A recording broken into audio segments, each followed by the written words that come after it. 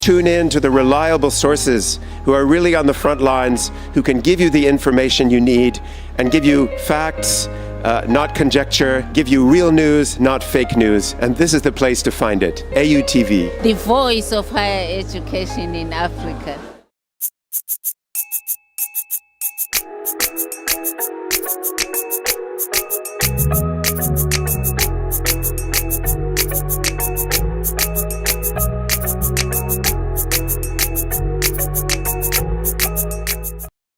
This program is proudly sponsored by Venom Mineral Water, Share the Love, and Bigo Drinks.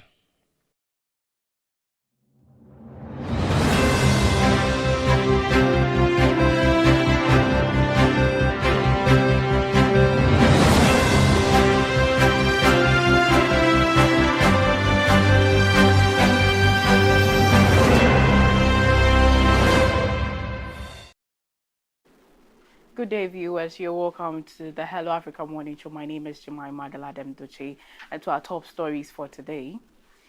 United States has announced $32.5 million in emergency aid to Nigeria, which is aimed at helping communities in Northeast and Northwest where conflict and food shortage have left millions vulnerable. The funding, channeled through the U.S. Agency for International Development, will provide food and nutrition to more than 764,000 people. The decision comes after warnings from the World Food Programme that over 1.3 million Nigerians would go hungry by September if urgent help is not delivered. The funds will support more than 764,000 people in the country's hardest hit regions, the Northeast and Northwest, where conflict and rising insecurity have displaced families and left many struggling to survive. Pregnant and breastfeeding mothers, along with tens of thousands of children, will receive extra nutrition through food vouchers as part of the program. This relief comes after the World Food Programme raised alarm in July, describing the situation as unprecedented hunger crisis. Officials warned that in September, more than 1.3 million Nigerians would go without food, and 150 nutrition clinics in Borno State might be forced to close. Nigeria continues to face insecurity in the Northwest, where farmer-herder clashes are increasing, and a prolonged insurgency in the Northwest, to which the United Nations estimates has killed 35,000 people and displaced over 2 million others. For many families, the U.S. assistance offers a lifeline and a chance to put food back on the table at a time where hope is running thin.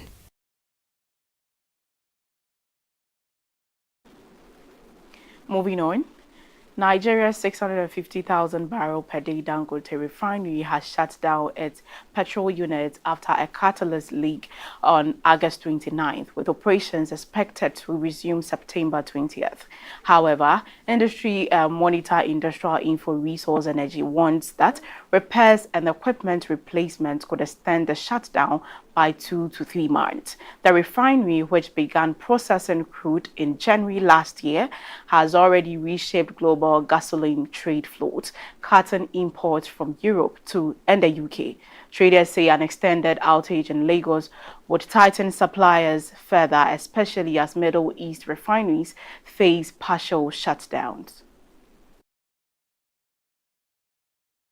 Nigeria's Dangote refinery gasoline unit, capable of producing a major share of refinery's 650,000 barrels per day, was shut down on August 29th after catalyst leaks. While the unit was initially scheduled to restart on September 20th, industry sources now caution it could remain offline for 2 to 3 months. Analysts from Industrial Info Resources (IIR) Energy say major repairs and equipment replacements are required, raising concerns of a longer than expected outage. Since its launch in January last year, the refinery has shifted global trade from flows by reducing Nigeria's reliance on fuel imports and cutting gasoline supplies from the European Union and United Kingdom. A recent market report highlighted that the refinery has even boosted exports at a time when several Middle East refineries have partially shut down. Traders warn that an extended disruption in Lagos could further strain an already tight global petrol market, pushing up prices. The Nigerian government has not yet commented on how the delay will affect domestic supply, but industry watchers say the coming weeks will be crucial for both Nigeria and the international market. Also, Congo's health ministry has confirmed a fresh Ebola outbreak in southern Kasai after 28 suspected cases and 15 deaths were reported since August. The outbreak began with a pregnant woman admitted in Bulape whose death was followed by infections among hospital staff and lab workers. Authorities declared an emergency this week as fatalities rose, with the virus spreading through direct contact with bodily fluids. The National Institute of Public Health and Health Ministry are leading the response, marking Congo's 16th Ebola outbreak since 1976. The first patient was a pregnant woman admitted in a hospital in Bulape in late August with the bleeding symptoms. She died within a week, and soon after, hospital staff and laboratory workers who had contact with her also fell ill. On Thursday, the Ministry of Health declared that Ebola is spreading in the region. Officials say symptoms such as high fever, vomiting, and severe bleeding have been recorded, raising fears of further transmission. The virus spreads through direct contact with the bodily fluids of infected patients. Caregivers and relatives are particularly vulnerable during treatment or funerals. Nearly half of all past patients have died from the disease. This outbreak adds to a long history of Ebola in Congo. A country at the center of repeated epidemics over the past 5 decades. Authorities say early detection is key. And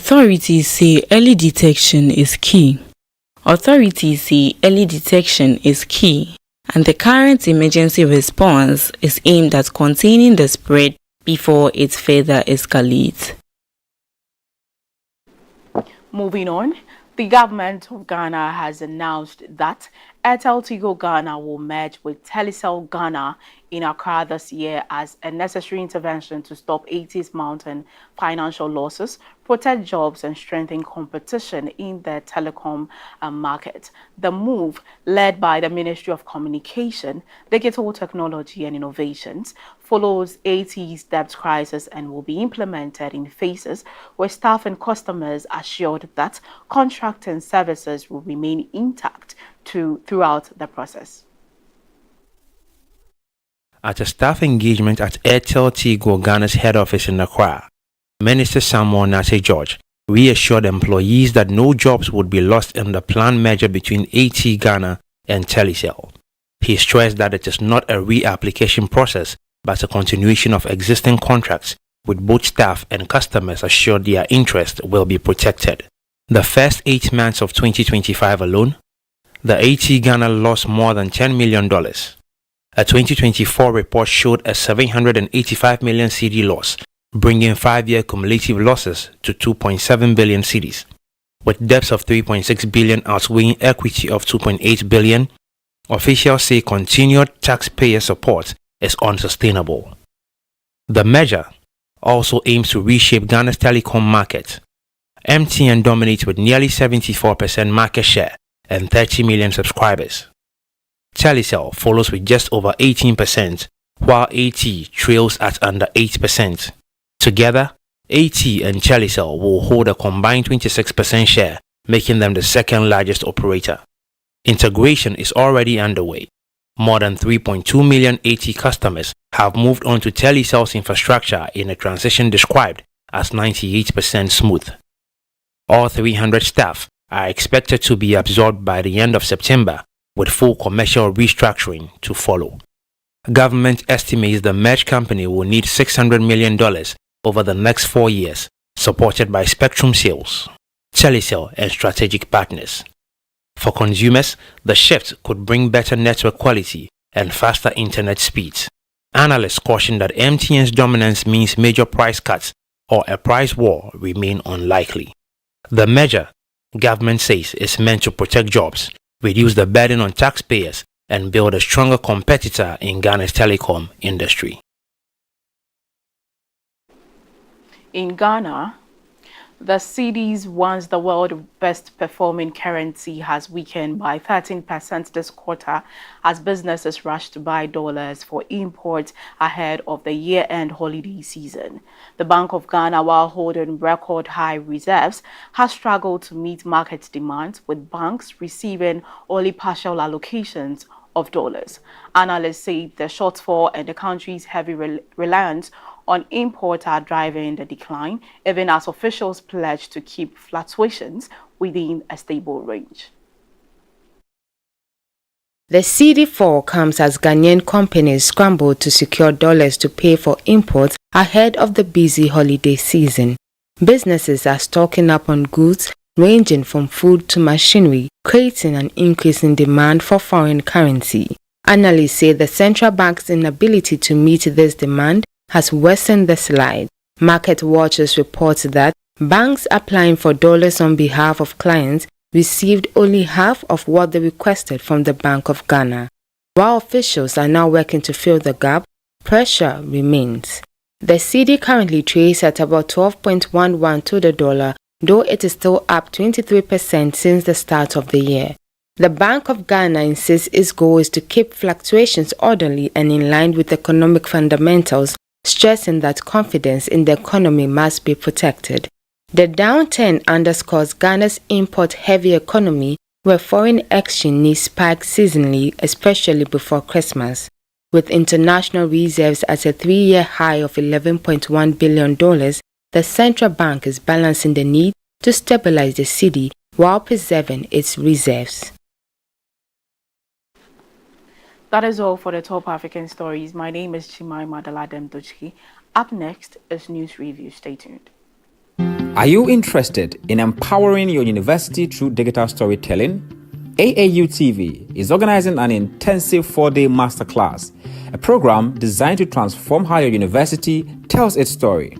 Join us from September 9 to 12 this year at the Association of African Universities headquarters in Accra, Ghana, where you will immerse yourself in hands-on training sessions, receive one-on-one feedback from award-winning communication experts, and explore state-of-the-art media facilities. Learn practical digital media production and storytelling techniques to create impactful educational content. Connect with peers, exchange ideas, and walk away with actionable strategies to boost your university's digital presence. Secure your spot today by registering for the AAU TV's masterclass and lead a future of higher education through digital media.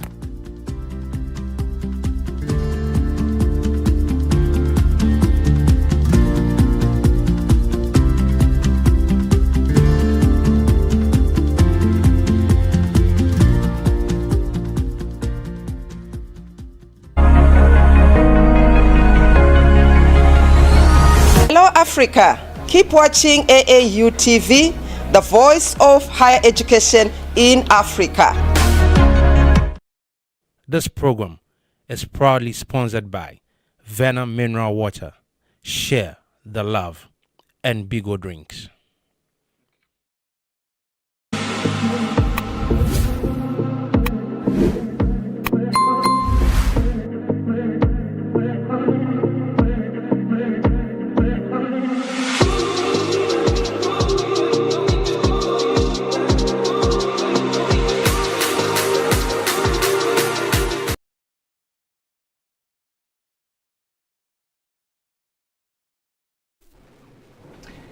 You're welcome to the Hello Africa Morning Show, and we're now zooming into the discussion mode. And lately there's been a lot happening in Ghana and across the world. So this morning we have to hear a lot with me in the studio and also my man Philemon Edwards. Yes, sir. We're about to make it clear. So how was your weekend? It was good, but I think I still need a bit of sleep. But we'll be fine. Sleep is important, man. Very important. Prioritize sleep. Rest the soul. It is important. I can see that. I mean, the stress is actually showing. Yeah. But we'll sail through. Definitely. We'll sail through. Yeah. Definitely. And we've been met with so many issues thus far. I think that we've had strong occurrences over the week we held. We also had one which was very, very topical: the removal or the eventual removal of the Chief Justice of Ghana, and also the unexpected, or let's say the looming depreciation of the cedi once again, which I think also rose eyebrows on what is going on with the economy right now. We thought things were better, but now things are going. It's a big deal, especially when we are going into the festive season. Definitely, so it's a major issue. Definitely. Right now. So let's start with the very first one, which is the depreciation of the cedi. The cedi, thus far, beginning this year, had its definite stability. We all saw that it was in a good shape in the first, second quarter, but within this third quarter, it seems to be reducing in value. And there are lots of questions we are asking, or people are asking, what is going on? What is not being implemented right? And Phil, help us appreciate, what are the points that we have to raise? Are there any fundamental factors that ought to be highlighted for people to appreciate that these are the players within this circle when it comes to stabilizing the currency and also, on the other hand, its depreciation? Yeah, like you rightly mentioned, the cedi is beginning to fall for a few weeks now. And it's a bit disappointing, first of all, to say, because we had a very good start from the beginning of the year, and things were beginning to look like they were stable and all of that. So to see that we are declining again in the strength of the cedi is a bit appalling. But largely, these are the issues that we can look at that is affecting the performance of the cedi currently. For me, most importantly, is local productions. How well are we producing locally in the country? And I'm not speaking only for Ghana. It's a big deal across Africa, because Africa is largely dependent on Europe and America for imports to help their markets and other things. And even when it comes to governance, a lot of our governments from Africa are borrowing resources from the IMF and other institutions to support the economy. So for me, first of all, we need to make sure that we are increasing local productions and making sure that our local producers are doing things in the right way. One of my major concerns when it comes to production locally is that, for example, the case of Ghana, let me make this practical. So sometimes the suits I wear are made in Ghana. Okay, so I had a conversation with my tailor, and he says to me that a company was looking for him to do some sort of, sew suits for their employees. Okay, and he was stranded because he didn't have the capital to, access the materials and all of these things. And you know how contracts sometimes work in this country. You've got to pre-finance it by yourself, and then when the company that's giving the contract knows that you are able to, then they can pay off and all of these kind of things. So these kind of things, if he has to go to a bank to borrow, he's borrowing at more than 20%, 30%. These are major issues. So, when you look at all of these things, you want to ask yourself, how are the local producers going to be able to do these things? Over the weekend, there was This is Ghana Fair, organized by CTFM and Channel 1 TV. Amazing things being done in Ghana. But can these people, battle it out with countries like China, where you find cheap labor, and then you find something that can be produced in Ghana, but somebody go to China and produce it for cheap. So a product that is produced here probably will sell about 15 cedis, but somebody goes to produce the same thing in China, comes back and is selling it for about 5 cedis. How's the local producer able to, compete with such a person? Okay, so this is one of the major issues. And secondly, when it comes to the policies the Bank of Ghana, bring out, are these policies sustainable? Is a major thing for me, because this is the Central Bank of Ghana. These are the people responsible for making sure that the cedi is stable for a long period. Many times you don't, per my observation, you don't go beyond 6 months having a very strong currency, which tells you that the measures are probably not sustainable, or they are for a short while. And then sometimes you see it goes up and down and it's in a certain level for a while, and then there's a steep fall again. These things are the two major things I can mention off my head that are a big deal. But one key thing for me is that we have just entered September. We are getting into the last quarter of the year. Once we exit September, people are beginning to import and do stuff for the festive season. And it is normal that when demand is high, these things will result in some sort of inflation, because the dollar is not very much in the system. There's not a lot of supply. But like we already know, we are not producing a lot in Ghana. So all of these things will mean that we are importing from other countries, and means we need a lot more dollar to do these things. So I feel it might get worse by the time we are probably around November, before we enter Christmas proper in December. Yeah. Definitely. I mean, if you've actually shared with us some very avid pointers about this challenge, some of which also that we also want to appreciate is that the cedi did very well this year. 40% increase. This year was something that we all were happy about, because it brought stability within the country. And some of the main reasons why it got to that point, we all could appreciate. Ghana's earnings when it comes to exports, gold exports and cocoa, were able to help us stabilize this. And also some support from the IMF helped us to keep this in check. Down the line, we are now beginning to realize that there are some factors that are tough to control. The speculation with these other market players who also avail the dollar in the system, even though the central bank had tried to withhold the inflow of the dollar within our own economy.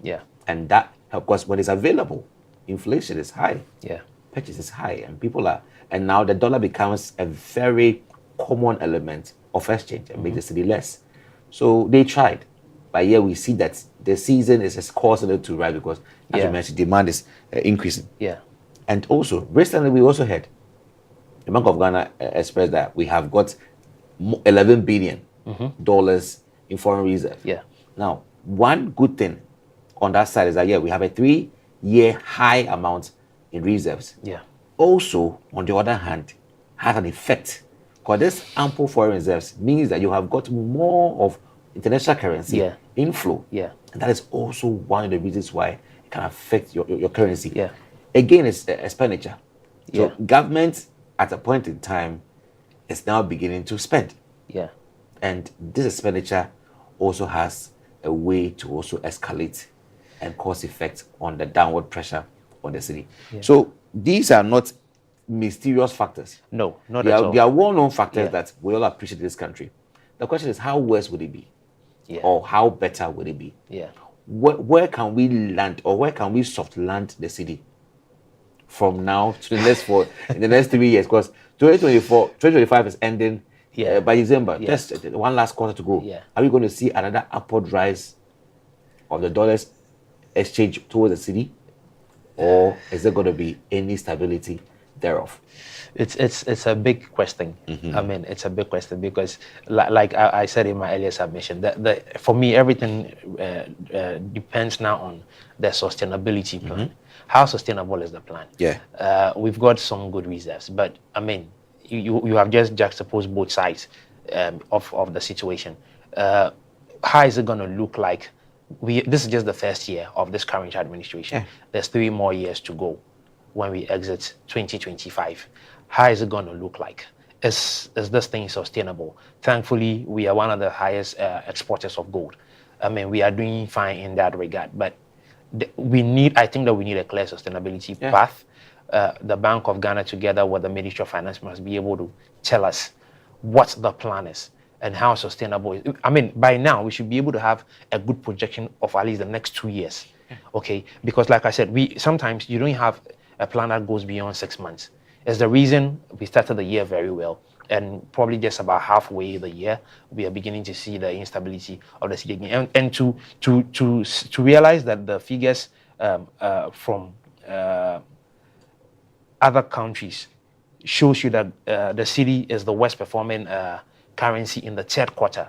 It's a big deal, because when we started the year, we were one of the best. The Ghana cedi, which has fallen at 13.4, followed by the Argentine peso 11.5. There's the Botswanan pula 7.7. Then the Dominican Republic peso 5.6. Chilean peso 4.3, and then the Ethiopian birr at 4.1. So even Ghana, who started really well, I'm not sure of the other countries I've just mentioned here, but the fact that we started so well and we have fallen even beyond 10%, for me is a big deal. I'm just interested in the sustainability path. Definitely. Which I feel must be a key thing when it comes to the policies. If we can see at least a 2-year plan, I know it might be difficult because some of these things are such that we can't control them, like you mentioned. So let's leave out, or let's make room or an allowance for the components that we can't control so much. But the ones that can be put under control, there must be strong measures to keep them in hold for at least 2 years. Okay, because these things can stabilize the economy for a good while. Interestingly, if you do a juxtapose, over the 8-year tenure of the previous administration, we have to make such comparisons to appreciate how things are going and see how important we have to work on this. 8 years ago, within 4 years of the 2022-2024, so 2020-2024 space, we saw an unprecedented uprise of the dollar and a fall in the Ghana cedi, which was so bad that it left, I think, from 10 cedis, 8, 9, 10, which is 17. For 15, right? At a point to go to 16. 16. It fell back to 15. The final was around 15, 14 cedis. It is the first year of this government entering the last quarter, and we're seeing a drop or a stable part of 10 cedis now to 12 cedis. If we do not have very stringent measures, if the central bank hasn't ensured that inflation is kept, because inflation is very key. If the goods and services in this country are increasing at that very high rate, investors will have no need or no reason but rather shift their money across. And when they keep doing that, we have so much cause to have our dollar rise, the cedi fall, because exchange will always go on. The measure the central bank is using to withhold supply of dollars, some banks today have not even gotten the demand they need. That's true. Starving the economy of dollars is a way, but not the permanent way. It's a temporary way, because there are still people behind the scenes who can give you the dollar you need. That's one crazy thing about our economy. I cannot understand. It is one thing we have to appreciate. There are people out there who are supplying the dollar. If the banks, even the banks are not getting it, they have it. They are even giving the banks. And that's the point. So with that economy, we have to put in very stable, formidable measures, not ones which are weak in their faces. At the long run, if this year we see these seasonal surges, people are demanding, next year there will be no change. And it will grow. If every year we're supposed to see this growth happening, what will be the fate of the dollar against the Ghana cedi in 4 years' time? If we really mean this to ensure we curb it. It's very important. I mean, the Bank of Ghana does take the credit for saying that overall we have made a 23% gain, overall, from the first quarter till now. But as much as I can credit them for that, I just want to say that we shouldn't glorify ourselves in that position, because I don't want to say that the worst is yet to happen, but the way things are going, and knowing that we are going into the festive season, because people have started making demands and making imports already, preparing for the Christmas. So I feel like if we are not able to walk away from this issue of the 23% gain and think about now, the next few years for this government might be worse. Like we saw in the past government, we just made a comparison where the dollar shot up to 16, 17 cedi. Like it's crazy. When it happens like that, everything else is different in the country. Okay, so it's a thing that I feel like the Bank of Ghana should not. Let's take credit for it. That's fine, but let's walk away from this glory and then tell ourselves is not over yet. It's like I said, the sustainability is very important to me, because if you're unable to sustain this for the next few months, we don't know what's going to happen in the next 3 years for the government, that in the next 3 years that is left for them. So I mean, Bank of Ghana, we do appreciate your work, but just up your game and let's see what happens in the next few years. All right. So I'm guessing we can move on to another big issue. Take us. Which is the removal of the CJ. Okay. So for those of us who probably are not in Ghana, let me just give you some key facts about this issue. And the basis of this whole issue is that the Chief Justice or former Chief Justice Gertrude Torkornoo has been removed from office as the Chief Justice of Ghana. She was removed on 1st of September by the President John Dramani Mahama, acting on the recommendations of a constitutional committee, dismissed, and he has dismissed the Chief Justice. Now, the issues are these. The Chief Justice was removed on the 1st of September. The removal follows a constitutional inquiry under Article 146 of Ghana's 1992 Constitution. And then the committee found her guilty of financial misconduct, including charging state funds for personal travel involving her husband and daughter. Per diem allowances were unlawfully paid, labeled a reckless dissipation of public funds. And also, despite the report that she had sought a quiet retirement deal, the Chief Justice challenged the process in court, effectively cutting off those negotiations. Okay, so these are the key issues surrounding the removal of the Chief Justice of Ghana. And the conversations that are going on already, okay, in the public space have drawn the attention of people like Franklin Kudjof, Imani Ghana, who said over the weekend on City FM's Big Issue, he said that the CJ should have been in jail by now because she was the head of the judiciary and she knows the law. Lawyer Martin Kpebu also said that her removal implies liability and then she loses all her entitlements. I mean, I don't know what you think, those of us who are watching us, but we are just going to get into this issue and try to understand this removal because it's generating a lot of conversation. And one key issue that's going on is that is this legal? Is this doable? That the president acts within the confines of the law. Dr. Agyemang. Yes. Now, I know you have a lot of submission about this issue because behind the scenes we have had a few discussions on this matter. So first off, what do you make of the removal? First of all, you know, the headline says there are legal and ethical issues to this procedure, and you know, to help us stay away from these shadows of political grounds, let's go into the law first. Yeah. We all understand that the constitution of this land allows or provides some means to the removal of the Supreme Court judge and even tribunal leads or heads. And these are clearly stated that on the grounds of incompetence or some infirmities or another area, what we call the stated misbehavior. And for long, removals of persons in these state positions have been not, or they are mainly around the area of stated misbehavior.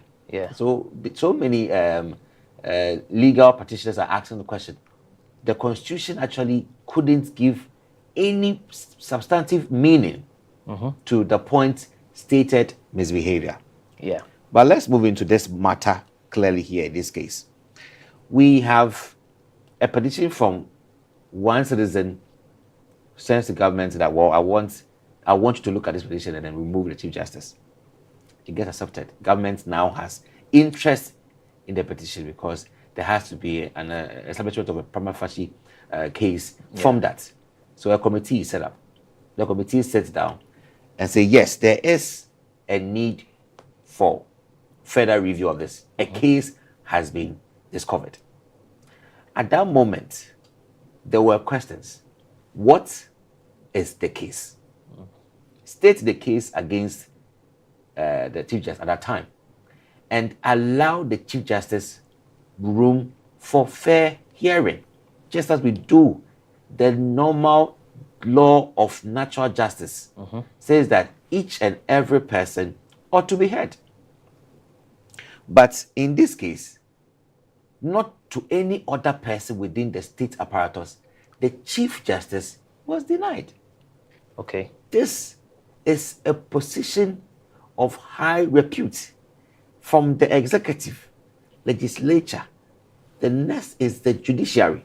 Yeah. And we all believe in the checks and balances and the power that creates a balance. Yeah.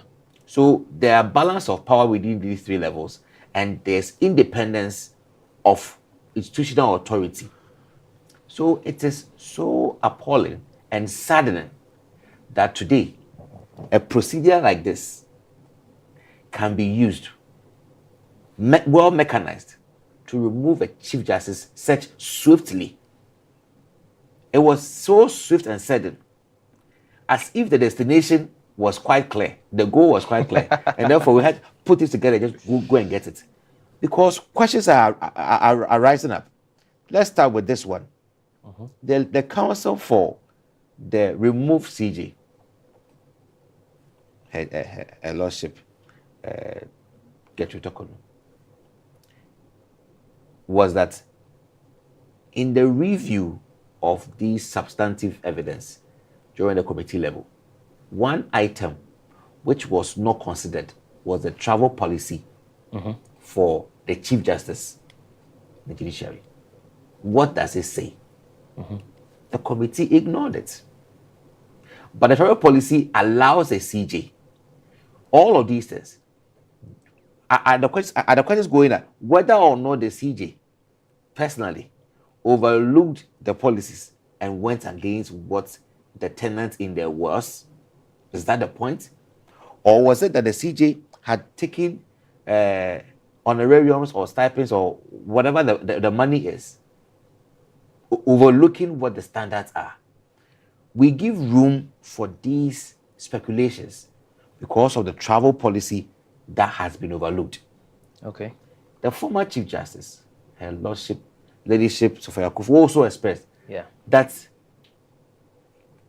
appreciating the whole procedure, it is quite surprising and unfortunate that this matter or this item carries that much weight and warrants such a very severe punitive action. Come on. Okay. Is government bent on removing her, or because the weight of the matter is not so much of weight for that matter called, or that grounds called stated misbehavior, because the law never explained or has not explained or given any preamble trying to explain to us what constitutes the ground called stated misbehavior. But let me just put this before you come in. Okay. There's what gives room, what also gives room for people to speculate that this government maybe is on a thread of power or of power imbalance within these institutions. You know the movie Avengers? Yeah. The Endgame. You know, Thanos, the villain, was on a quest to acquire some rubies or some gems, and he wore them, and then he snapped. Boom. Ultimate power was what he was seeking, and he got it no matter what.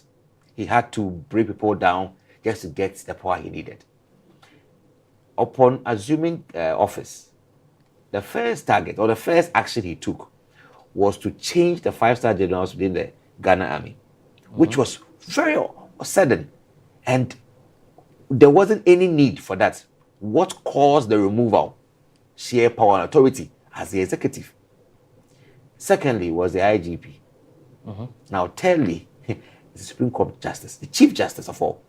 A very revered high position that has now been belittled to the removal of a very quick removal without any, it's so quick that today we now understand how easy a Chief Justice of Ghana can be removed. I don't think it is that easy. It's very easy. It's not that easy. No, it's very easy. Just have somebody write a petition, bring it. No, hold on. And then we purport that we have prima facie case, and then we go and look at where and say, yes, upon this matter, we have removed you. So I'm glad when you started your submission, you said behavior. we should go into the law. Yeah. Okay. So the Article 146 basically outlines that there should be a prima facie case, and then there should be a committee of inquiry, and then a recommendation to the president, who is bound to act. Okay. If you look at the process and what happened, on the day that the president received the recommendation from the committee, it was that same day he fired the chief. No, I'm justice. not saying I'm not saying the law wasn't followed though. The law was followed, but you see, good. The grounds. It's about grounds. The gravity. Yes. The gravity of the prima facie case that is used to remove a chief justice is what is bringing all these attentions to bear. So are you saying that those grounds? And so whatever the grounds are stated in the process, you think that they are not grounds enough? No, they are all appropriate. Great. Yet the matter, you see, these are all factors, but what constitutes the factor is important. We call this situation when a Chief Justice has to fulfill his own travel policy. It's being used against her and has been fed as warrant to remove her. That is the point. That is the point. Okay, so you have former Chief Justices and other legal luminaries around commenting on what we feel like this grounds used for the removal was as if we had to get anything at all to make a decision, because it doesn't seem to be a great an appropriate platform or matter to warrant the removal of a Chief Justice. That is the argument. That is the argument. Your point is well understood. Yeah. My only concern is that it comes across to a layman that the Chief Justice is not what's the word? Is above the law. Okay. To a layman, that's how it sounds to me. If I didn't understand any bit of the law, that's how it will look like to me. So I do get your point, and I feel that in a certain sense there's a bit of some grounds I agree with you on. For example, her being denied some opportunity for the hearing and all of these things. I agree to that. Because see, if you deny her response, or if you deny her hearing on these matters, then one can say that then we're hell bent on removing her. No problem. There is a reason to every cause. And the arguments, I always say, who can help us debunk this argument that this ground was enough warrant? If not, there was willful intention to remove her, and anything at all could help us to do that, and then we cover it under the veil of celibate behavior. Then we understand what's happening. That is fair. So the point I'm coming from is, yes, she's been denied the opportunity for hearing, but she, as the Chief Justice, a custodian of the law, couldn't she know better that the things she's being charged for are things that she could have done better? Because it is clearly stated. Okay. You are now providing room for fair hearing. Why don't you hear from her side or what she had to say about these things you purport that she should have known better? Because you and I have no idea what the trial policy for the judiciary is like. Just like any other high position in this state has its own policy. So if we claim that she should have known better in doing the right things or observing due diligence or good faith in all of these policies, then we must give her the room for her hearing. For her to express herself why it went that way. But if it's denied, and then we conclude. So I don't want to agree that is the conclusion. But the point for me is that you see the people who were put in charge of the committee are equally judges. They are not ignorant of the law. No, there's only they are not all judges. Yeah, not all of them. It's a mixture of people. It's a mixture of people. But certainly these are people who are not ignorant of the law and they know what they are about. Definitely the president knows that these people are capable of interpreting the law and making sure that what must come out of it is what it is. So eventually, like I'm saying, it's an issue of couldn't she have known or couldn't she know better to act on what she was supposed to do. Yes, she's been denied a hearing opportunity, but here's the point. There's a charge. She could have known better. Beyond this, she even took the issues out of the country to external courts. Because she felt that if she's being denied hearing, yes, it is one of the it's a travesty against our democracy. So she went out there to seek help so she could be heard. So why were those courts also not willing to hear those cases? No, so it's a matter of jurisdiction. If you go to the ECOWAS court, which is currently on this matter, it has written to the Attorney General to also file their defense. And the defense of the Attorney General is that they will first of all want to assert the ECOWAS court's adjudicature on this matter. Have they got that jurisdiction to be able to interfere within Ghana's legal space? Which I feel it is a bit unfortunate on the Attorney General's side with his wealth of knowledge. You should appreciate that Ghana is a member of the ECOWAS states. Yeah. So we are an economic community. On his passport, maybe he has a diplomatic passport, but we all know that we are all within the economic community of West African states. And therefore, ECOWAS, which is chaired by our own His Excellency, the President of Ghana, therefore has interest within the peace, security, and sanctity of the law within Ghana, and therefore needs to heed to ECOWAS's call to present their defense on this matter, because somebody needs to hear somebody out on this matter. Yeah. It is unfortunate that we have come to this point where people of this country would have to see this as a bit unfair and unethical, because some matters of natural justice were overlooked. Okay, right. I mean, let me just go through some messages that are coming from some of our viewers. This one is coming from Amoakon from Legon, and he says the president only acted in accordance with our constitution, and the greater majority of discerning Ghanaians are in favor of the decision. This is our country, and this is our law. Saying that he didn't go we by have the a positive leader in place, and we trust in his leadership. Okay, now beyond Amoakon's comment, I mean, I don't, well, when you check social media and all of these things, it just gives you a vibe that, yeah, indeed, a lot of people are in favor of all of these things. But the truth for me, the point is... let me make my point. So I understand where our is coming from, but it should not be an issue of... Which majority of Ghanaians are of this exactly. That's the whole point. Yeah, it may look for like me, goodwill. I mean, this government, I always say that this government's goodwill is like an hourglass. It keeps dropping. The goodwill of this government and the ability it's granted to take some decisions, it's not forever. A time comes, Ghanaians will say, no, we don't agree with you. This one is just one of them, because if you look at the effects this approach will have on the future of our judiciary in this country, I can outline them to you if you are done with the comment. Okay, so the comment I was just trying to make is that I'm just trying to say that we shouldn't just conclude that a greater majority of Ghanaians are aligning with. For me, it is the law, because you see, anybody could be in the shoes of the Chief Justice tomorrow.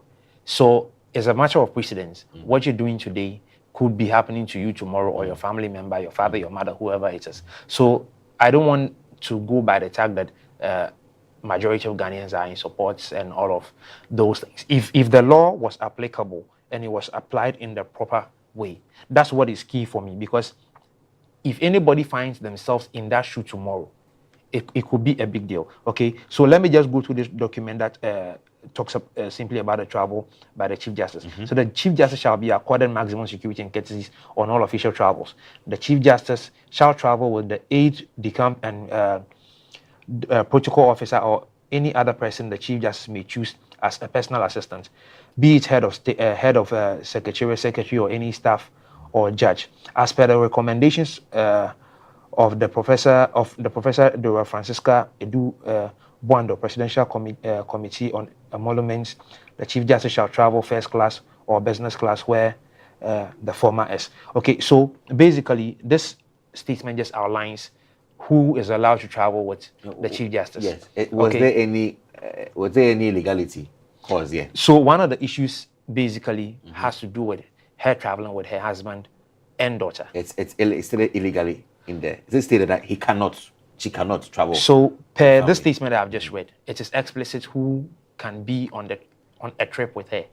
Okay. So if she is being accused of financial whatever as a result of traveling with her husband and her daughter, okay, I do appreciate that she's been denied a hearing. But if there was no case on this matter, I doubt there would have been a committee set up to follow up on this matter and to do. What is the case? Phil, what's the case? We have just gone through the case from the beginning of the submission here. Okay? What's the case? The committee found her guilty of financial misconduct. Misconduct? Yes, financial misconduct. Out of what? Yeah, born in what? Backed in what? So hold on, including charging state funds for personal travel involving her husband and daughter. And it's explicitly what I just read here. And have this policy you have here is inadequate, I would say, respectfully. Okay. This travel policy you have here is inadequate. Okay. The travel policy in its entirety provides room for the CJ to go on these personal trips with family, persons of his choice. It still is clear. If we have persons of her choice, as what? Because the statement tells you as escorts. No, hold on. Yes. Head of secretariat, secretary, or any staff judge. That is one kind. That is an aspect of the policy. It is not just entirely. Would you think that a chief justice who really is well engrossed in their job will overlook such a principle and just act like this, knowing that it can come against it? Can you? I can tell you yes, because we have seen it in the past. I mean, let's extend this matter beyond the Chief Justice. People in government, present and past, have done these things. You have seen. That's how come there's a lot of corruption when it comes to Africa and Ghana, to be specific. We have had cases where people have traveled, gone on state travels, on whatever, with their girlfriends, concubines, and other things. So it is not news. Yeah, I understand you. It is not news. But not this case. The travel policy we're talking about is not just one clause that you just read. Okay. If we could get the entire clause, you will appreciate that it stipulates detailed wise what she can do in instances when she wants to travel, who she can pick along and who she cannot pick along. Okay. So now is it a travel and who she picked along, or the monies that were given to her? Which is which? So that's one part of the story. Sorry. The second part of it talks about the per diem allowances which were unlawfully paid and labeled a reckless dissipation of public funds. Okay, so there's money involved in this. So you see, all of these are just situational. You're just classifying matters, but classifying into what? That's the point. Into what situation? What was done? Mention the details of it. I can just say yes, unlawful payment of per diems as a way to express myself. But what per diems? Are you saying that the Chief Justice would looked on and got monies paid to her which she knew was illegal, and she went and is charged on? How can we appreciate this matter in that regard? We just had, so first of all, I think that we are not helping to bring out the clear facts of this issue. We're just using findings, just mere findings, to just destroy her image. Okay. Yes. Yeah. All right. And you know what? I am very glad that this issue didn't end here, the Supreme Court. Yeah. But rather the Equal Court is willing to give that fair hearing. And I believe that at that point, we all will appreciate if indeed this action taken by the committee, whether it was peddled by political influence or was done on true merit of good faith. But you see, let me just talk about these effects. Okay. We now have a precedent that has provided an inadequate ground for removal. I'll say again, very inadequate. And it has gone a long way to erode, or it's going a long way to erode the judicial independence. The judiciary is independent, just as the power and check balances occur. And this action has taught some of us in this country, if some others don't really see the picture, that the judiciary is not independent. It's under the realms of the executive, who can choose to hold it, bend it, and any way he wants to do with it, because he has got a procedure to do it. And also, the dangerous precedent of the removal of the Chief Justice. Now we know what it takes to remove a Chief Justice. Yeah. And in any time, a Chief Justice removal could be displayed clearly on the face of the law. And therefore, just a committee, sit down, find something, and then we'll throw it up there. Again, the public trust in the judiciary is exposed. If this is how we go about it, then it goes a long way to weaken and make it porous. The judiciary is now porous, because therefore, what else can't we see again if it can be removed in this easy way? I mean, I'm not cutting you short on this, but for me, I just want to see one final thing on this. When it comes to the wider implications in terms of the judiciary and the public trust, I think that it sends a strong signal. Okay. You think it sends a strong signal that even the most powerful legal officers in the country can be held accountable. You think that the judiciary is a stronger power to the executive? You think they are under? Have you seen the Ghana's organogram before? I've seen it. How is it like? I mean, I don't think that. You think it's executive judiciary? No, How is it? From the way I look at it, okay, they seem to be on the same level. But when you go into it, there's some that have to. It is good that you appreciate it's lateral. Yeah. We are all on the same level. Yeah. There's institutional independence and powers that separate us. Yeah. The president is only a conduit referee who can only coordinate and facilitate the process. But in this case, what we are saying, or what is being said here, is that the strength of the object to remove a Chief Justice must be one that goes beyond reasonable doubt. Very objective. This one lacks objectivity on the grounds that if you convict the CJ of such misconduct or misdoing, and you do not get to understand the realms of that matter, and you base that to remove her, I mean, that's me speaking legally. Now, back on the normal layman space, we all know that Thanos must acquire power eventually. You should continue. So the question becomes, who's next? Well, we'll find out. We hope that will be the end. We'll find out. We hope.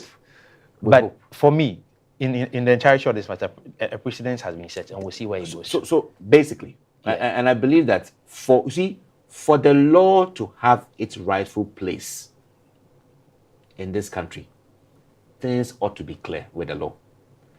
The factor or the ground, still misbehavior, ought to be explained further. In fact, there's more cause for there to be more clarity and concise view of what it takes for one to commit or go against still misbehavior, or what does it mean to misbehave as someone within the public office? What are the constituents? Because if that is not clear, anything can warrant the threshold of removal of a CJ, which may not be its appropriate strength, but it could be used. Okay. In your words, let's go to a story where we are not seeing misbehavior. Okay. So, in our next story, President Mahama in Accra over the weekend relaunched the National Sanitation Day, presenting vital cleanup tools to the celebrated youth group Bus Stop Boys, a symbolic move to inspire civic responsibility. Meanwhile, Malik Basintali, CEO of the Youth Employment Agency, announced a historic pay rise, over 300% for sanitation workers under its watch. And it's a story of tools, wages, and the drive to clean up Ghana. Did you see the story over the weekend? Definitely. Yeah. I mean, I laud the president over this action. To understand, we see his efforts to drive youth employability and also youth action for economic growth. Yeah. We see sanitation issues as one that has really taken a lot of Ghana's growth. I mean, if we have poor sanitation, we have more disease, more death. Yeah. So if there is a conscious effort to empower persons within this space to stand firm and tall to make things better, I laud it. And the Bus Stop Boys have been one very clarion example when it comes to youth volunteering abilities towards sanitation. They have done it for many years. And today we see the president handing them over a very good mantle for them to champion this cause. Yeah. Which I believe that goes a long way to motivate the youth who believe or who think that it's impossible to be active and fully utilized to economic purpose to change their minds and join a worthy cause, because this team of persons have been recognized as freedom fighters, not the other way around, but they are fighting freedom when it comes to the shackles of sanitation. And they fought it very well. And now we've had a presidential, I would say, recognition that gives them more mandates to do this job, highly motivated and strengthened to execute fairly. Yeah. That's perfect. Yeah. So kudos to Mr. President for this. I very much agree with you, because sometimes when young people are taking initiatives and they are taking actions, I don't want to say that they always need the validation of other people, but for the president to go to this extent to show this recognition, okay, goes beyond validation for me. Okay, and for me, it sends a strong signal that any young person, regardless of your situation, whatever you are thinking that you can do to support the country in your small corner, just go around it, find a way around it and do what you have to do. You do not have to wait for anybody to, or any special thing or two. These guys just went viral just by making use of social media. Okay, social media requires you having a smartphone and then buying data. That's about it. And then that's what they did. And they have gone viral. They have, and beyond even the person, there are several other people who have made donations and giving them support and all of the things to support them in the things that they are doing. And the highest endorsement coming from the president is a big deal for me. So I also appreciate the president in this regard for doing what he has done. So for me, it's the standard has been set. So any young person in this country, I believe, can go on ahead to do whatever they want to do when it comes to taking initiatives. Okay, and I'm very particular about these things because we all know the Bus Stop Boys are all about sanitation. A couple of weeks ago, I was listening to the radio, and then there was a big deal. I can't remember which region this happened in, but there was a case of over 200,000 plus people or so contracting the typhoid fever disease.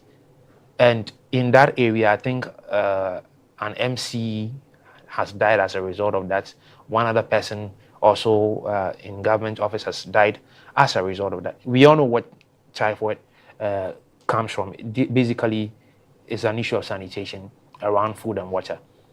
And you have a population of this nature in a certain region having had this amount of infections within a space of about this is news from the third quarter of the year. Okay, so looking at these figures, and then these boys go around to make sure that they are cleaning the cities, major gutters in the cities. And for me, some of even the videos I saw, one of the things I saw beyond just cleaning gutters. You know, there are islands on the road that divides maybe the oncoming traffic to the ongoing traffic. These some of these islands have gutters. There's one particular area where they cleaned up, and it was only for me to realize that after they cleaned up, there was a gutter there. Yeah. And these things will cause drainage problems when it rains because the islands have been covered with sand, and these guys found a way to distill it, clear the growing weeds, take out the sand to make way for water through the drainage. And these are the things we are talking about, because eventually we all know what happens a lot when it rains in Accra. You see garbage running through water, whatever. I mean, so it's we just want to say kudos to the Bastard Boys and then what the president has done for them. Now, beyond that, the acting chief executive officer of the YEA has also announced a 300% pay increase for sanitation beneficiaries. And for me, in this particular aspect of this story, I was sad to see that the amount that these people were being paid was not even up to 300 cedis per month. But these are the people who were tasked with the responsibility of keeping our streets clean, and the whole of the capital, for so to speak. I can't imagine in this day and age, 2025, somebody's earning less than 300 cedis as salary. Yeah. Yeah. But anyway, thankfully, something has been done about it, and Sure. there's going to be a 300% pay increase in there. Now, the YEA sanitation model and that they are working around.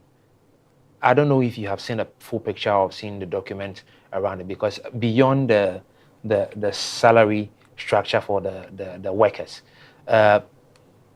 now they are ending their contracts with Zoomlion, because Zoomlion was the one responsible for this contract, and they were the ones paying out this amount of money, mega amount of money to the people working. I'm yet to see what else is in the contract for what's going to happen beyond Zoomlion. Okay, but we just hope to see that there will be a better form of remuneration for our people, so that when they go out on the streets, they will do a good job, and then they will not abandon their jobs. Because the truth of the matter is that many of these people have even left the job as a result of the salaries that they are earning, which is really, really, really poor, really poor. So they have left the jobs. Let me go to our console to get some messages from our viewers. So I think there's still a few more messages when it comes to the CJ's story. This one is coming from Judith, and she says, good morning, Dr. Agyemang. As worrying as this is, I think it's also a chance for reform. We need a judiciary that is strong, independent, and transparent. Whoever takes over must rebuild the confidence of the people, stand firm against political influence, and ensure that justice is not for sale. Otherwise, this sacking will not only be another reminder of how weak our systems are. Another one also coming from, okay, I don't have a name for this one, but it says, if the reports about the Chief Justice's travel misconducts are true, then it's a very serious matter. Leaders must be accountable for how they use public funds. You cannot be traveling at the expense of the taxpayer without proper justification, especially when ordinary Ghanaians are struggling with high costs of living. This is why transparency is key. If there was misconduct, let the evidence be made public so that trust in the system can be restored. Still on some messages, and this one is for the Bastard Boys story. It says, on paper, the Bastard Boys leading the sanitation campaign sounds good. It creates an image of empowering the youth. But we need to ask, is this real empowerment or just a way of shifting responsibility? Sanitation is not only about sweeping. It involves waste collection systems, recycling, and sustainable management. Unless the government puts serious systems in place, the boys will only be cleaning today and the filth will return tomorrow. Another one also says, I have been watching the Bastard Boys clean a lot of places, including Shiashi and Okonglu and its surroundings, on social media, and I'm so glad they have been recognized for their hard work. Well done, guys. And this is from Sandra from KNUST. So basically, everybody seems to be enjoying what the Bastard Boys have been doing so far. And we hope that the YEA acting chief executive, Malik Basintali, on his new approach to how this must work, increasing salaries for over 300%. Beyond that, we'll be able to do something in the new contract so that things will go well. Before we go for our next story, we'll take a quick break, and then when we come back, we will go into our last story of discussion with Ethiopia, and then we'll move on to the lifestyle segment. Stay tuned, we will be right back. Are you interested in empowering your university through digital storytelling? AAU TV is organizing an intensive 4-day masterclass, a program designed to transform how your university tells its story. Join us from September 9 to 12 this year at the Association of African Universities headquarters in Accra, Ghana, where you will immerse yourself in hands-on training sessions, receive one-on-one feedback from award-winning communication experts, and explore state-of-the-art media facilities. Learn practical digital media production and storytelling techniques to create impactful educational content. Connect with peers, exchange ideas, and walk away with actionable strategies to boost your university's digital presence. Secure your spot today by registering for the AAU TV's masterclass and lead a future of higher education through digital media.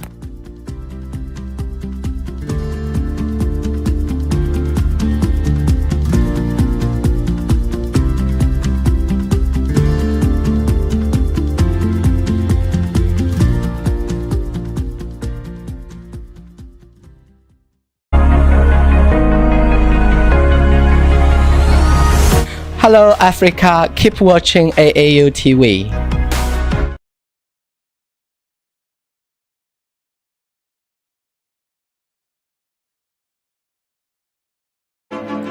Explore a whole new world of exciting visuals with AAU TV. Get ready for a mix of interesting talk shows, interviews, discovery documentaries, and news on AAU TV. It's not just about watching TV, it's about experiencing something special. AAU TV reaches over 25 countries in Africa, bringing you a blend of knowledge and fun. Learn about different cultures as you enjoy the shows. If you have events or want to showcase your business, we've got you covered. Watch AAU TV free-to-air channel on satellite. Connect with us on Facebook, Instagram, and X, formerly known as Twitter, at AAU TV. Reach out on call or WhatsApp us at +233 26 629 6601 or +233 20 399 5210. AAU TV, the voice of higher education in Africa. This program is proudly sponsored by Venom Mineral Water, Share the Love, and Bigo Drinks.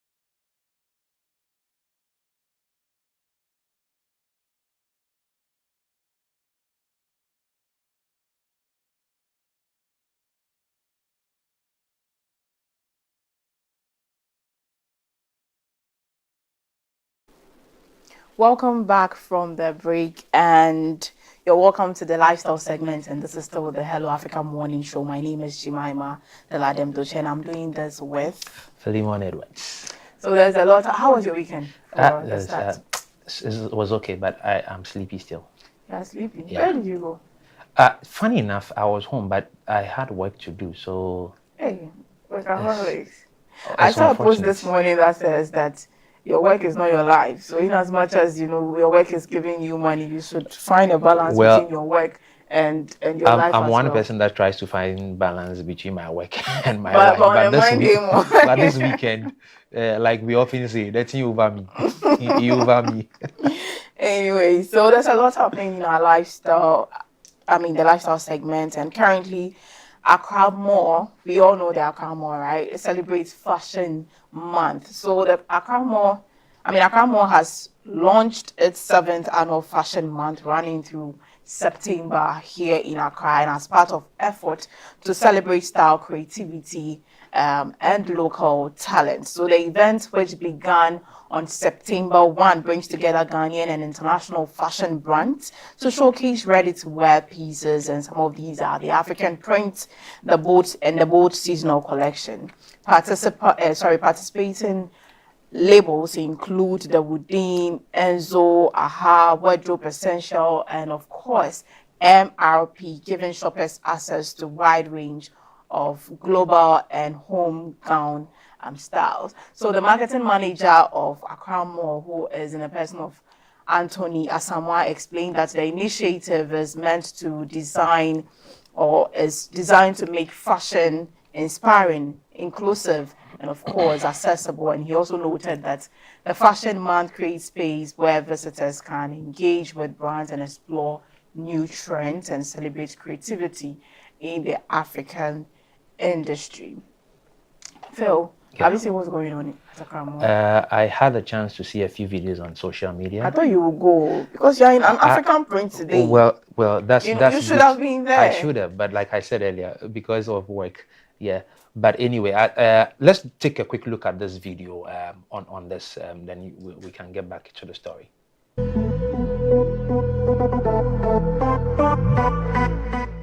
Hi, my name is Anthony Asamoah, Marketing Manager at Accra Mall. Today we have the Fashion Fun Challenge, which is the Fashion Fusion.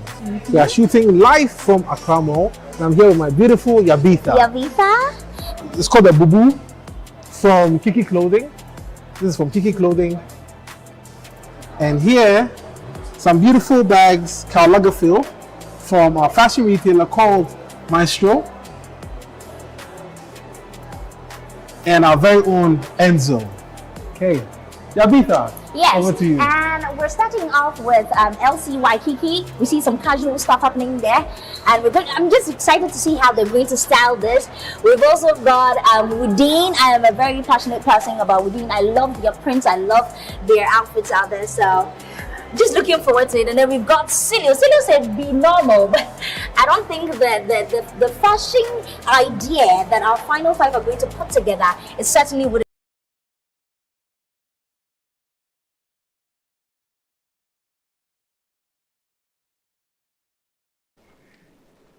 All right, so welcome back. So Phil, I was asking you why you were not there, because as you heard Yabitha, Woodin, I mean, we have African friends, and today I was looking at you. I mean, I was thinking you would bring us some outfits from. Well, the I fashion didn't get this one from the fashion week, but it's But why locally didn't made. you? No, like I said earlier, Well, I of mean, my course, your weekend I week. was tight, so How I much more? couldn't go out. I mean, I didn't even step out of my gates the entire weekend Okay. until Sunday morning when I was going to church. Okay. But I mean, it is what it is. But basically, I saw a few videos online, and I appreciate the connection between the designers who are not of African origin, and between them and then what we are also doing in Africa. So I look forward to celebrating the diversity of both cultures, because the Accra Mall is situated in Ghana, and I know it's a shop or is a space that houses both the foreign and the local designers together. So I just want to see the blend of the two, the foreign and the local designs, or African designs together. Okay, and if I recall, quite recently we did a story that was celebrating prom outfits designed by African designers for schools in the United States. So I would want to see more. and hopefully a proper collaboration between the local designers and then the foreign designers. Yeah. Okay, but as you said, I mean, I also like the fact that we are not just basing, in as much as it is happening in Ghana, we are not just basing on designs that we have or that are in Ghana or that are in. We are trying to, mend the outside designers as well as what we have here in Ghana. I mean, to celebrate the creativity and the diverse minds of people who are into such designing industries or, I mean, the fashion industry. And there is something here that says that so among the highlights of the Accra is the Accra More Mannequin series, which showcases curated look styled on mannequin to reflect the latest trends. And another major feature is the Accra More Fashion Fund, set to take place on September 20th. That one I'm going with you, so you have to play on September 20th. No problem. Emerging designers compete for financial and technical support. And this is a good one. I mean, we need to invest more in our fashion industry.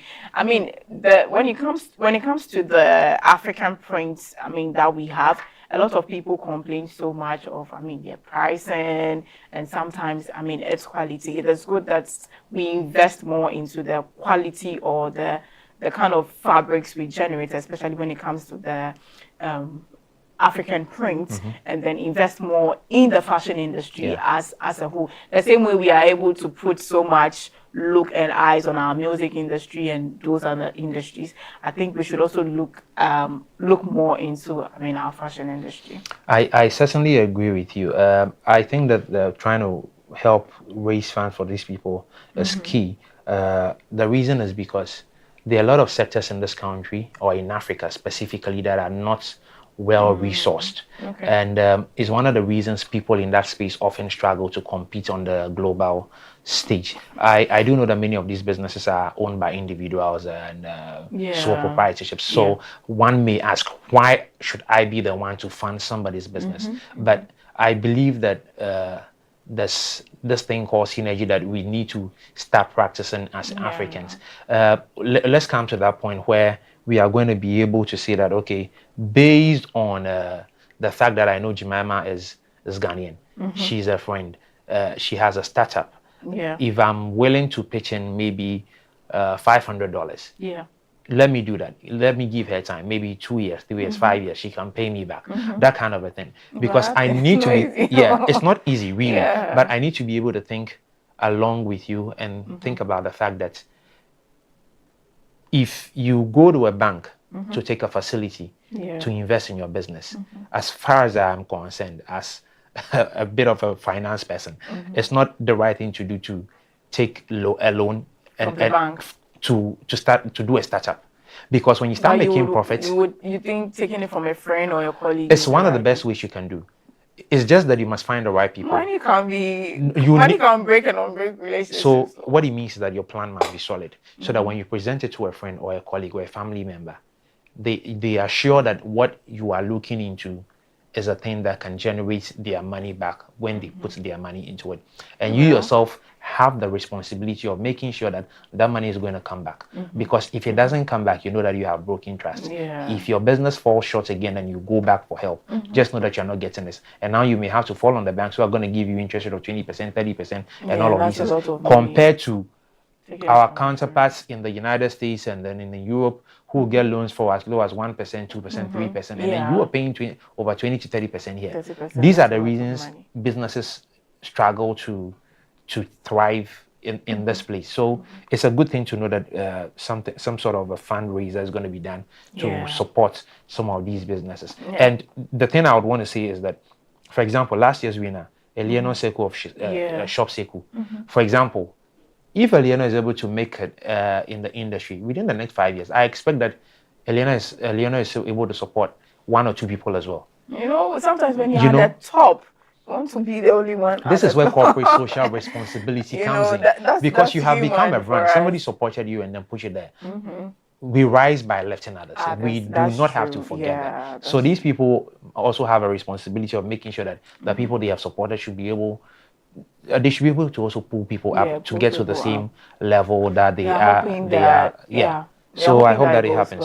But on the 20th, I'm going with you. No problem. So clear No your calendar problem. for me. I hear you. All right, so we'll move to the next story, talking about Mr. Easy White Temi Otedola in Grand Star. I'm sure you may have seen a few videos on the internet. So Nigerian musician Mr. Easy and Nigerian actress Temi Otedola, daughter of billionaire Femi Otedola, have officially tied the knot in a grand wedding ceremony that has captured global attention. The celebrities held across multiple venues, blended glamour music, and of course, heartfelt family moments. So the world-renowned singer John Legend performed at the event, while photography for this particular ceremony reported to have cost $50,000. So why are you laughing? Photography people need. Yeah. Okay, that's fine. $50,000. You know, the union was further highlighted by a luxurious gesture from the bride's father, who purchased 2 houses in Dubai as wedding gifts for his daughter and son-in-law. Addressing Temi Otedola after the wedding, Mr. Otedola advised her to always honor her husband, saying her marital home should remain a priority. And this particular ceremony was graced by top celebrities, families, and of course, friends, with images showcasing stunning outfits and a celebration of love and culture. What do you think? I mean, you are laughing at the mention of photography cost of $50,000. Yeah.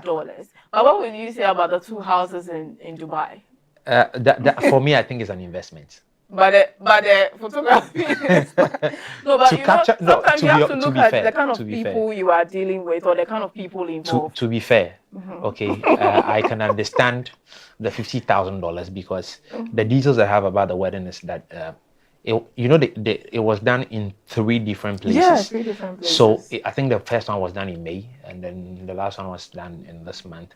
I think so. I can't remember where the first one was done. I think it was in Monaco. Yeah, and yeah, they did in Monaco. Dubai, and then the last one I can't remember where. But essentially, as much as that figure is huge, I mean, many people are thinking about why you pay for photography for $50,000. But people should also think about the people involved. exactly, that's number one. Yeah. And secondly, for me, the deal is this: you do one in Monaco.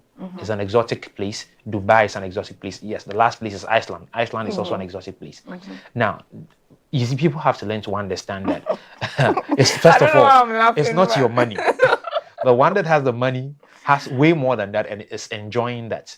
These 2 houses that were bought by the father-in-law. Remember, the father-in-law is a billionaire. Exactly. Easy himself Has the money. has the money. He's one of the the richest artists anybody can talk about on this continent of Africa. But he's not a show-off. So yeah, I He's think not a I saw a show-off. comment that says that the rich do not make noise. No. That guy doesn't make noise. And when you He's see one the of the outfit, smartest guys. It's simple but still Yeah. classic. He's one of the smart because the things he has invested in, I can tell you without a prophecy that guy will never go broke in his lifetime. Yeah. Okay, so he has the money, he and his wife. Yeah. And the family that he is married into, he had the money. He's married into a family that has the money. What's the big deal? $50,000. They can probably make it in one show. I heard somebody say, why does the rich marry the rich? At least there should be a balance. If the rich marries the poor, you know that it extends. We rise by lifting others. I'm using your saying. We rise by lifting. I agree with you. We rise by lifting others. Exactly. But you see, this thing I'm going to you say, say a lot of love people. goes- No, it's not about love. I tell you this. A lot of people may not agree with me, but I can tell you for sure. Look, if somebody is rich and has been exposed to a certain kind of life, Okay. and has, this is the key thing for me, a certain mindset.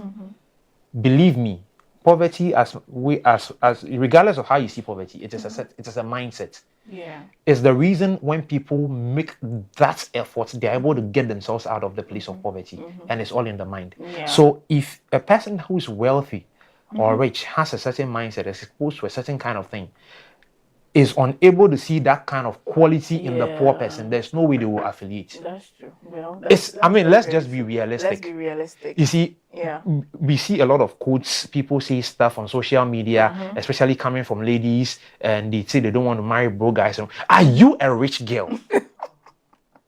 I'm not throwing shade. No, you can't. If you want to be treated like a queen, be a queen yourself. Be a queen first. Yeah. I'm not the one to make you. Your energy, no. Your energy. It looks like you no. It's have not about some, my energy. No. Your energy. I'm just making a key point. First. Yeah. Look, it looks like a king is not the one who makes a queen. Yeah. A queen is not the one that makes a king. We should understand this.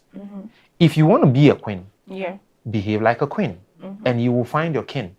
If you want to be a king, behave like one, and you will find your queen. Have you found your queen? Already, I have, and we are working our way through it. Okay. Yeah. Okay. So it's for me, it's as simple as that. So we need to understand these kinds of things, and trust me. Look, this thing. Look, see. So you think $50,000 is worth? Oh, it's worth it because shooting videos and photos.